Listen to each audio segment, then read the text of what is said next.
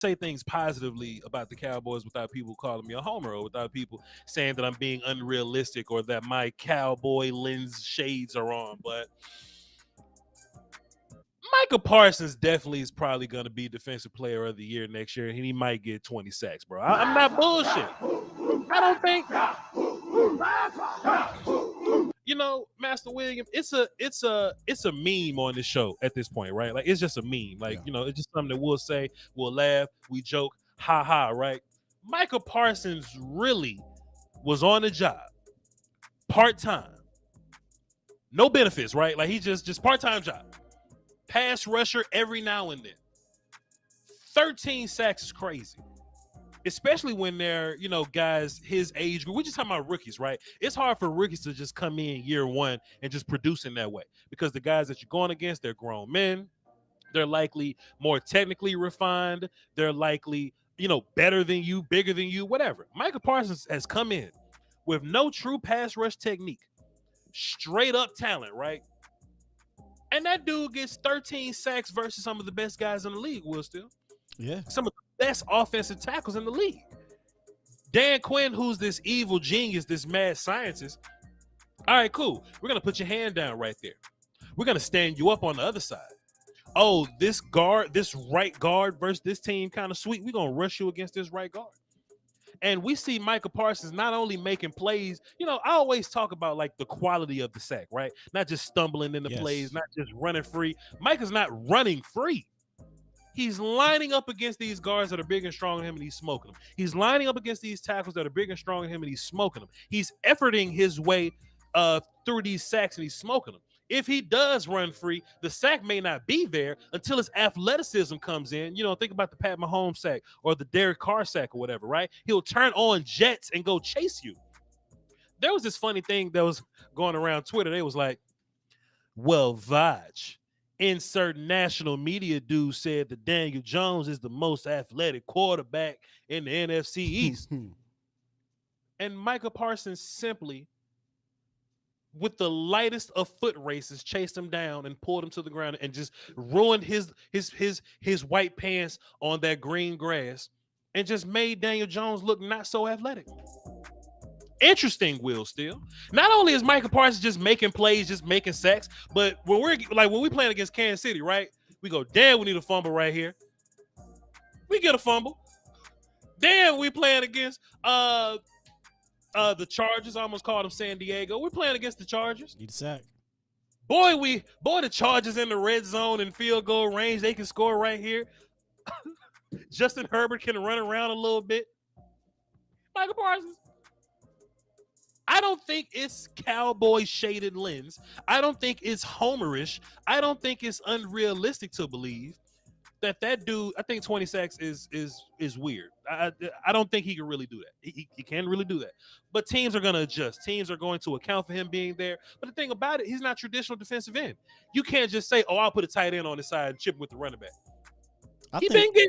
Go ahead. No, I think even more, not more impressive, but just as impressive is his defense against the run and his ability to tackle well. Like after week 5, like once he got his footing, he only missed 3 tackles. Well, was counted for missing 3 tackles. So he's not only elite at rushing the passer, bro, but he's elite at linebacker things. People said he couldn't cover. He was one of the better covering linebackers in the league. People said, he wasn't going to be able to diagnose. He was diagnosing the hell out of a lot of plays, and he was top 3 in tackles for loss. So Micah is just truly one of the rare all-around elite players in this league. He ran around with Kenny Stills. Kenny Stills, bro, like who can run for real? Like Kenny Stills is the speed receiver on his team, and Micah Parsons like, I'm just gonna run with you and just deflect the pass. That's crazy, man. I don't think there's any way. Just looking at my poll right now, 148 votes. I appreciate everybody for voting or whatever. There's 14% of people say Micah Parsons could possibly be sophomore slump guy. I would love to know them people. And don't change your vote now because I called y'all. I see it went from 14 to 13. I just don't see it, bro. I don't see how that dude cannot be a guy next year. I don't know. Did you have anything else on No, I pretty much said what I had to say about Micah, man. Just I truly believe when you talk about the term elite, you could argue it about any other player on this team, but there is no argument with Micah Parsons. Micah elite. You can debate whether like Dak is elite. You can debate like DeMarcus Lawrence or something like that. You know what I mean? Even There's people no will get on debate there. here. No debate here with Micah Parsons, and that's ridiculous, bro. That's ridiculous. We haven't had that dude on defense, right? Think about that pure elite, top tier. Nothing you can do about it. We call them war daddies, right? Mm. And then Taco Charlton talking about some came out and said, "Who made that pick?"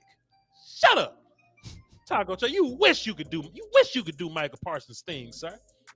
Close. Kelvin Joseph, however, has a lot to prove.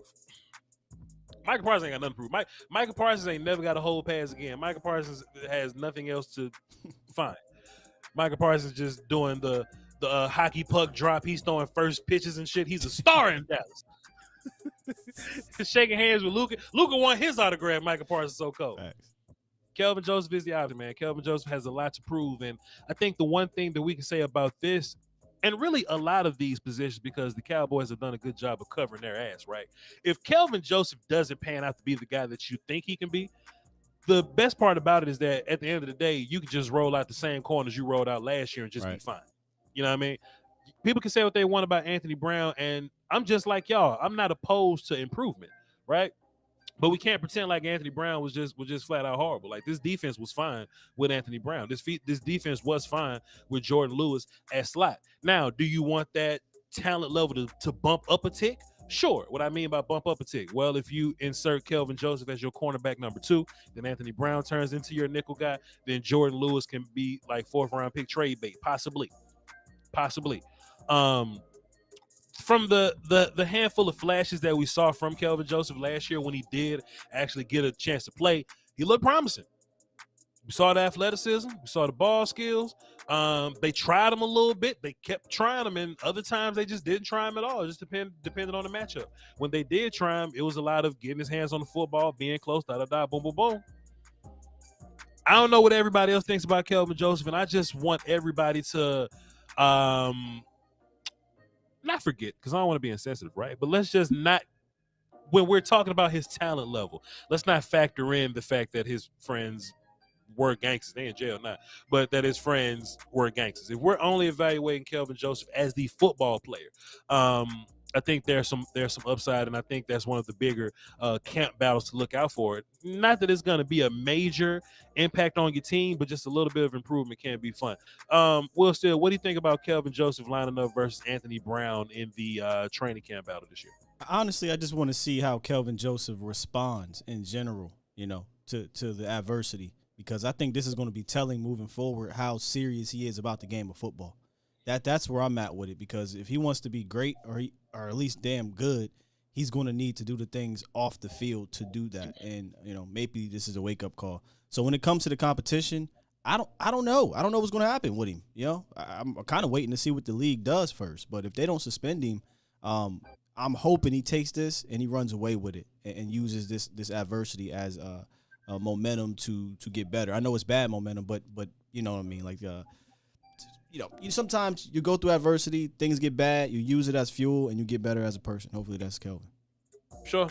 Hopefully he's this process has accelerated the maturing process for Kelvin Joseph. But if we're just talking about just the football player, I think that camp battle is going to be one of the more interesting ones. Kelvin Joseph is currently, it is hilarious that, like, not Michael, but like Kelvin, Osa, and Chauncey are like tied for the most likely. We just talking about the chat poll right now. They're tied for the most likely to be sophomore slump guys, which is interesting.